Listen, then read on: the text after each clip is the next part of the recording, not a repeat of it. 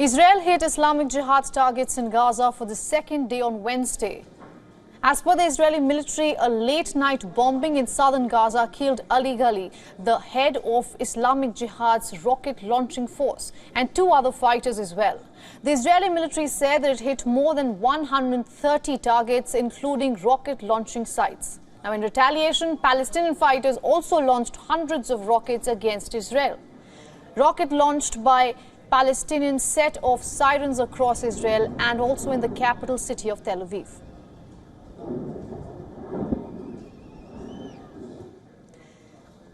Israel's Iron Dome air defense system intercepted rockets launched from the Gaza Strip. The Iron Dome is an air defense missile system used by Israel, and it is one of the most deployed missile defense systems.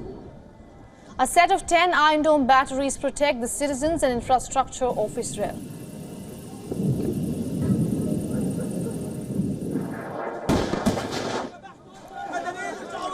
Now, this is the second round of cross-border fire in a week, and it comes after Israel launched strikes on Tuesday against 3 Islamic Jihad commanders. A total of 22 Palestinians have been killed in Israeli strikes in the past 2 days.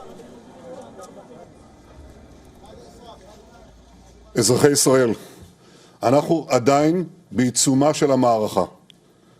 ברגעים אלו ממש כוחותינו תוקפים בעוצמה ברצועת עזה וגובים מחיר יקר מארגוני הטרור. ואני רוצה לחזור ולומר, כל מי שפוגע בנו, כל מי ששולח טרור נגדנו, דמו בראשו. Now, Egypt had mediated a truce in the previous rounds of fighting. The Islamic Jihad group says that Egypt has begun mediating a ceasefire. However, Israel says that it is examining the Egyptian proposals. Meanwhile, the Israeli military said that it was attacking rocket sites preemptively as the blasts rocked different places in Gaza. The bomb shelters are also being readied in Israel as the Islamic Jihad group rained down rockets across the border. Now, our correspondent Jody Cohen toured one such shelter in Ranana. Take a look.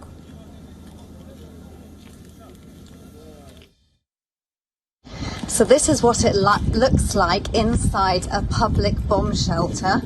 Just going to take a look in here. It's been opened. This door was locked just yesterday morning, but it's been completely cleared out by the municipality workers.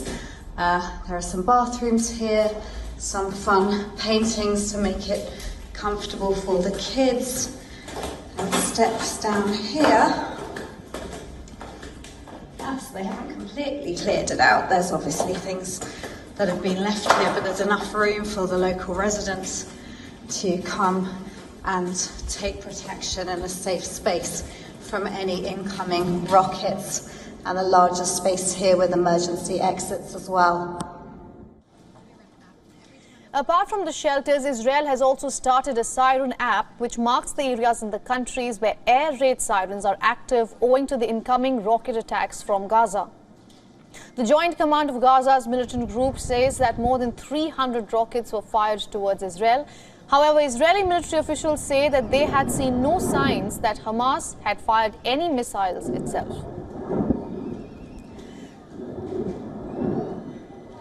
Now, just last week, Islamic Jihad fired more than 100 rockets across the border, and Israeli jets hit targets in Gaza in an hours-long exchange. This was following the death of an Islamic Jihad member in the Israeli custody.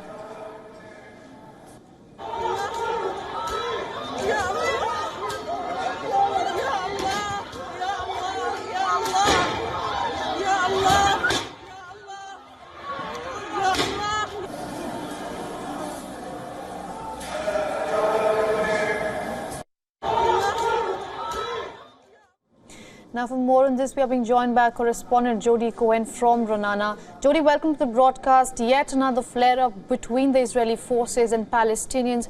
What is the situation on the ground right now?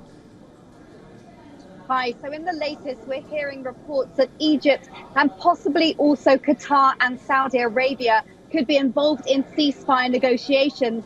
And a Saudi media report has actually suggested that a ceasefire has been agreed, but Islamic Jihad and Israel deny that, calling it fake news. Now, about 15 minutes ago, Defense Minister Gallant said that the IDF are expecting an expansion to the circle of fire. So I've come here where there's a shelter and there are signs behind me in all directions telling people where to go to the protected area should a siren go off. Now, so far, there have been more than 500 rockets in the latest count fired into Israel, including the economic capital of Tel Aviv. Now, the IDF says that they're carrying out preventative strikes against the Islamic Jihad weapons production and launch sites. Now, the UN Secretary General Antonio Guterres, he said that Israel should take care to avoid civilian deaths.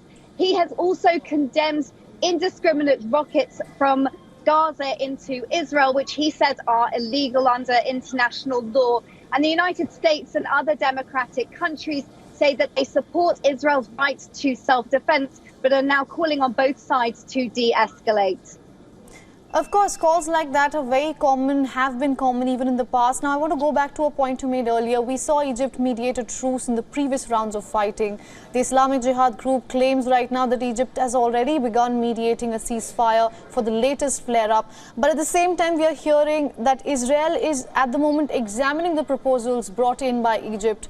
How optimistic are you about an actual truce coming into place in this latest flare-up?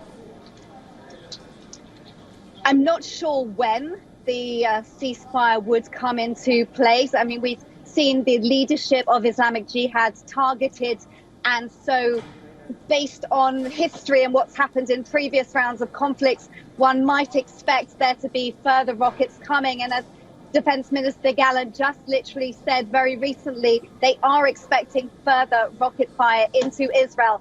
Saying that, we are hearing that countries around the world who have relations with Islamic Jihad, with Hamas and with Israel are negotiating behind the scenes. It's not known how long it will take for a ceasefire to come into place, but people are expecting a ceasefire to happen. The question is when. Absolutely. Jody, thank you for getting us all those insights from Ranana. Thank you.